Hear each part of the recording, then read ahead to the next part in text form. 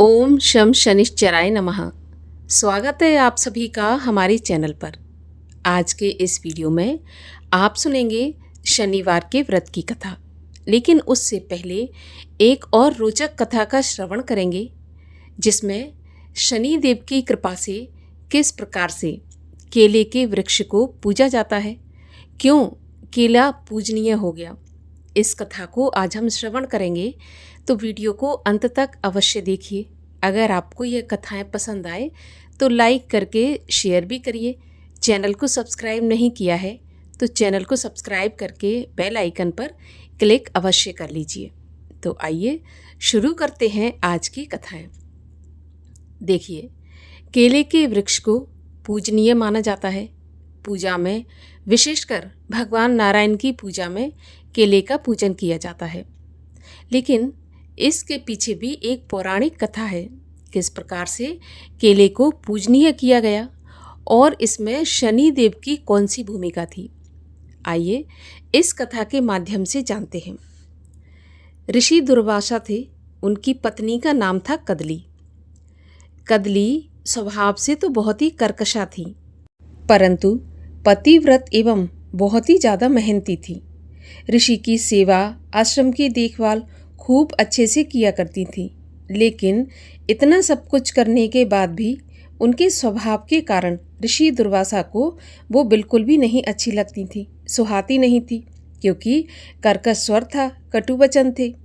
एक दिन ऋषि दुर्वासा के तिरस्कार से दुखी होकर देवी कदली भगवान से प्रार्थना कर रही थी कि प्रभु, आप मुझ पर ऐसी कृपा करें कि मैं सदा सदा के लिए पूजनीय हो जाऊं। मेरे पति सदा मेरा तिरस्कार करते हैं और इससे मुझे बहुत दुख होता है। मैं कितनी भी सेवा करूं, कभी ऋषि प्रसन्न ही नहीं होते। प्रभु, अगर आपकी कृपा हो जाए तो मैं भी सम्माननीय और पूजनीय हो जाऊं। उसी समय पास ही में शनिदेव खड़े हुए थे और कदली की ये सारी बातें सुन रहे थे। अब तो शनिदेव ने जब ये सुना तो मन ही मन कहा कि हे भगवान, देवी कदली जो भी इच्छा चाहती हैं वो अवश्य पूर्ण होना चाहिए। ऐसा कहकर कदली तो अपने आश्रम में आ गई और शनिदेव अपने लोक को चले गए। एक दिन की बात है कि ऋषि दुर्वासा को जगाने में कदली ने थोड़ा सा विलंब कर दिया, और जब ऋषि दुर्वासा ने इस बात के बारे में पूछा तो कदली बहस करने लगी, कर्कश स्वर में अपशब्द बोलने लगी। ऋषि दुर्वासा को ये बात पसंद नहीं आई और उन्हें क्रोध आ गया। और कहा जाता है कि कदली का वो 101वां अपराध था, अर्थात कदली के पिता को ऋषि दुर्वासा ने ये वचन दिया था कि वे कदली के 100 अपराध क्षमा करेंगे, इसके बाद वे क्षमा नहीं करेंगे। और उस दिन 101वां अपराध था, तो ऋषि दुर्वासा को क्रोध आ गया और क्रोध में उन्होंने कदली को श्राप दे दिया, जिसके प्रभाव से जलकर कदली भस्म हो गई। अब तो अपनी पत्नी की राख को देखकर ऋषि दुर्वासा बहुत पछताए। तब भगवान विष्णु प्रकट हुए और कहने लगे, ऋषिवर, आपको तनिक भी दुख नहीं करना चाहिए। इसमें शनिदेव की दृष्टि का भी दोष है। उनकी दृष्टि कदली पर पड़ी और कदली भी बहुत दुखी थी और उन्होंने मुझसे ये वरदान चाहा था कि वे संसार में पूजनीय हो जाएं। इसी के कारण आपके मुख से श्राप निकला और देवी कदली राख में परिवर्तित हो गई। और अब मैं देवी कदली की इच्छा पूर्ति के लिए उन्हें केले के वृक्ष में परिवर्तित करता हूँ। तब उनकी आत्मा को शांति देने के लिए और पूजनीय बनाने के लिए भगवान विष्णु ने कदली की राख को केले के पौधे में परिवर्तित कर दिया। तभी से ऐसा माना जाता है कि केले के वृक्ष में साक्षात भगवान विष्णु और माता लक्ष्मी का वास होता है। पूजा में भी केले के पत्ते और केले के वृक्ष का उपयोग किया जाता है। इस प्रकार से शनि देव की दृष्टि के कारण और भगवान श्री हरि विष्णु की कृपा से माता कदली पूजनीय हुई और केले के वृक्ष की उत्पत्ति हुई। और अब सुनिए शनिवार के दिन सुनी जाने वाली शनिदेव की कथा। एक समय की बात है, सूर्य चंद्रमा, मंगल, बुध, बृहस्पति, शुक्र, शनि, राहु और केतु, इन ग्रहों में आपस में झगड़ा हो गया कि हम सब में से बड़ा कौन है। सब अपने आप को बड़ा कहते थे। जब आपस में कोई निश्चय नहीं हो सका तो सबके सब आपस में लड़ते झगड़ते इंद्र के पास पहुँचे और कहने लगे कि आप तो सभी देवताओं के राजा हो, इसीलिए आप हमारा न्याय करके हमें ये बताओ कि हम 9 ग्रहों में से बड़ा कौन है। अब तो राजा इंद्र इनका प्रश्न सुनकर घबरा गए और कहने लगे कि मुझ में इतनी सामर्थ्य नहीं जो किसी को छोटा या बड़ा बताऊं। मैं अपने मुख से कुछ नहीं कह सकता। हाँ, एक उपाय बता सकता हूँ। इस समय पृथ्वी पर राजा विक्रमादित्य दूसरों के दुखों का निवारण करने वाले हैं, इसीलिए तुम सब मिलकर उन्हीं के पास जाओ, वही तुम्हारी समस्या का समाधान करेंगे। ऐसा वचन सुनकर सभी ग्रह देवता चलकर भूलोक में राजा विक्रमादित्य की सभा में उपस्थित हुए और अपना प्रश्न राजा के सामने रखा। राजा उनकी बात सुनकर बड़ी चिंता में पड़ गए कि अब मैं अपने मुख से किसको बड़ा और किसको छोटा बताऊं। जिसको भी छोटा बताऊंगा वही क्रोध करेगा, परंतु उनका झगड़ा तो निपटाना ही था। तो इसके लिए राजा विक्रमादित्य ने एक उपाय सोचा। उन्होंने सोना, चांदी, कांसा, पीतल, शीशा, रांगा, जस्ता, अभ्रक और लोहा, इन 9 धातुओं के 9 आसन बनवाए।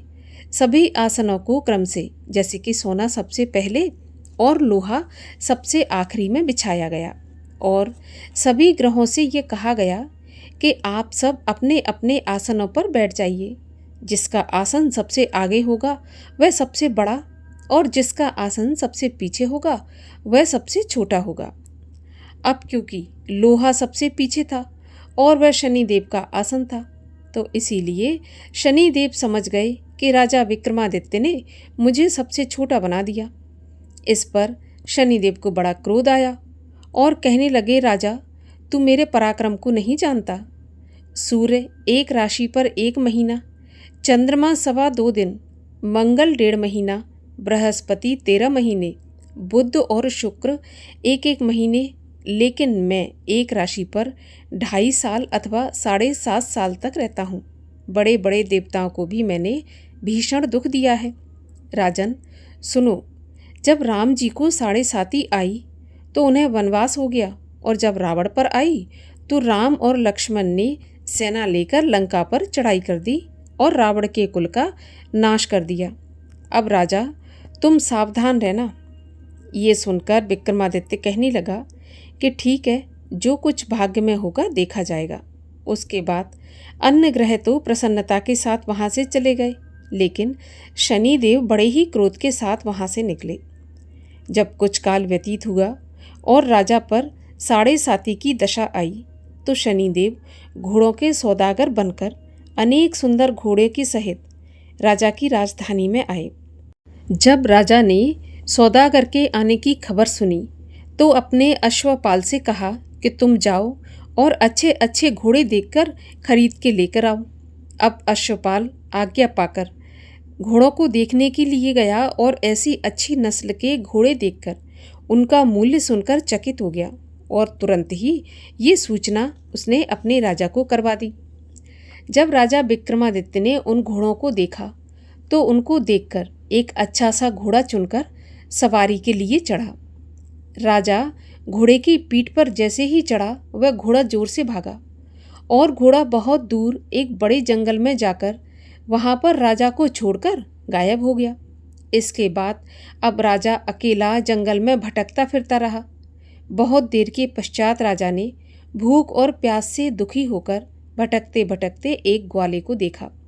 ग्वाले ने राजा को प्यास से व्याकुल देखा और उसे पानी पिलाया।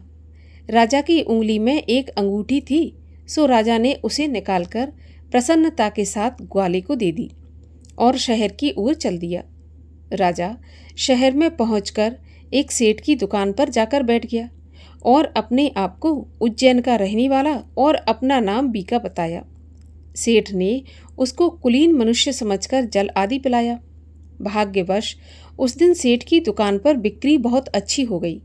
तब सेठ उसको भाग्यवान पुरुष समझकर भोजन कराने के लिए अपने साथ घर ले गया। भोजन कराते समय राजा ने आश्चर्य की एक बात देखी कि एक खूंटी पर हार लटक रहा है और वह खूंटी उस हार को निगल रही है। भोजन के पश्चात कमरे में आने पर जब सेठ को कमरे में हार नहीं मिला तो सबने यही सोचा कि बीका के सिवा यहाँ कोई आया तो है नहीं, तो हार इसी ने चुराया होगा।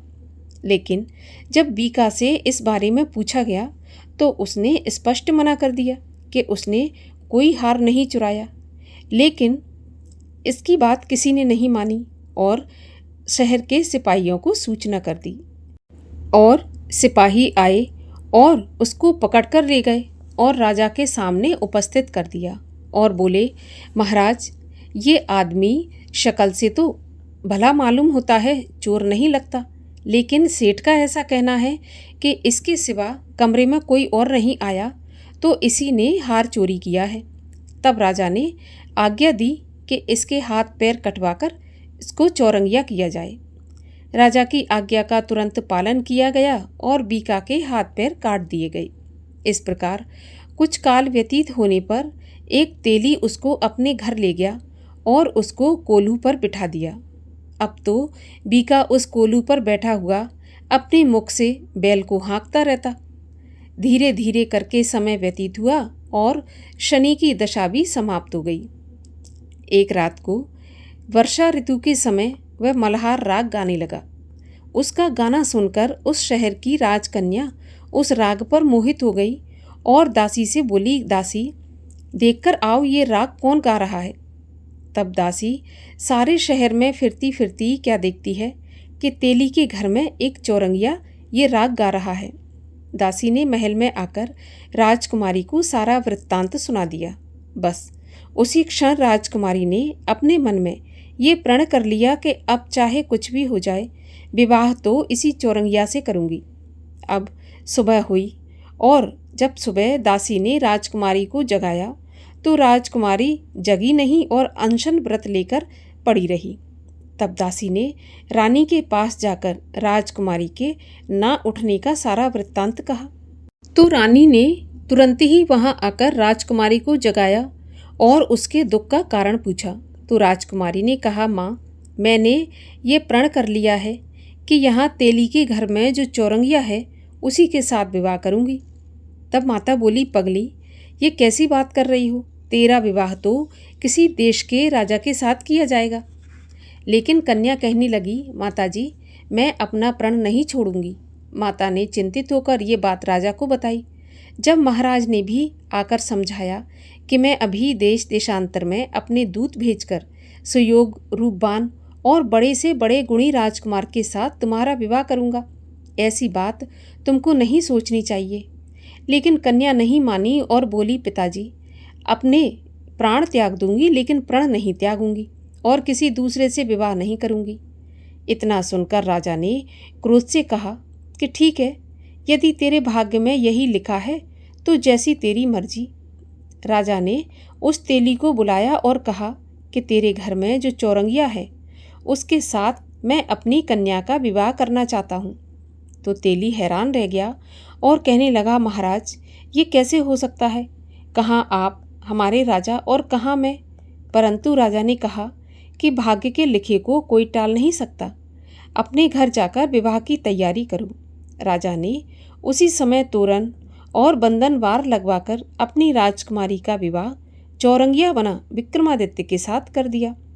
रात्रि को जब विक्रमादित्य और राजकुमारी महल में सोए तो आधी रात के समय शनिदेव ने विक्रमादित्य को स्वप्न दिया और कहा कि राजा, मुझे छोटा बताकर तुमने कितना दुख उठाया।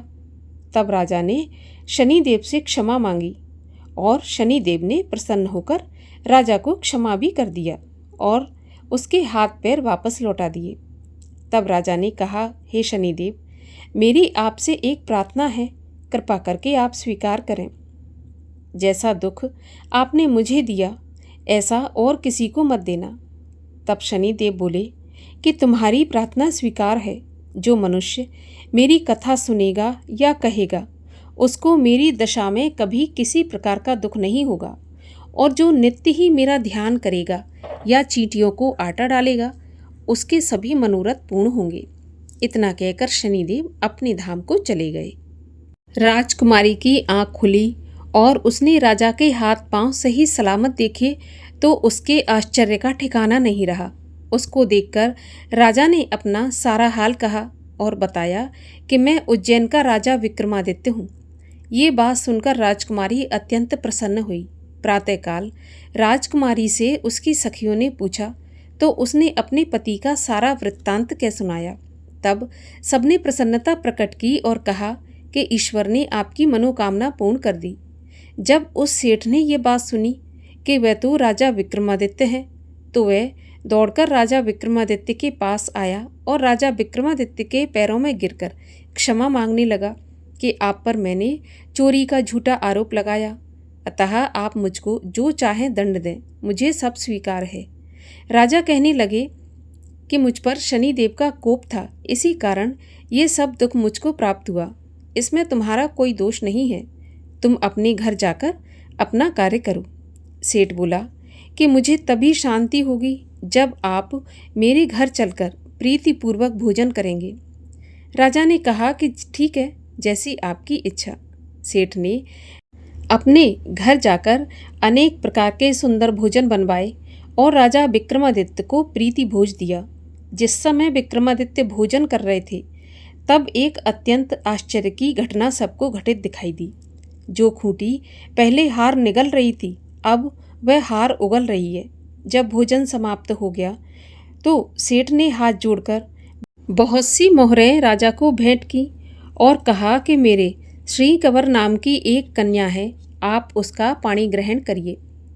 इसके बाद सेठ ने अपनी कन्या का विवाह राजा विक्रमादित्य के साथ कर दिया और बहुत सा दान दहेज आदि दिया।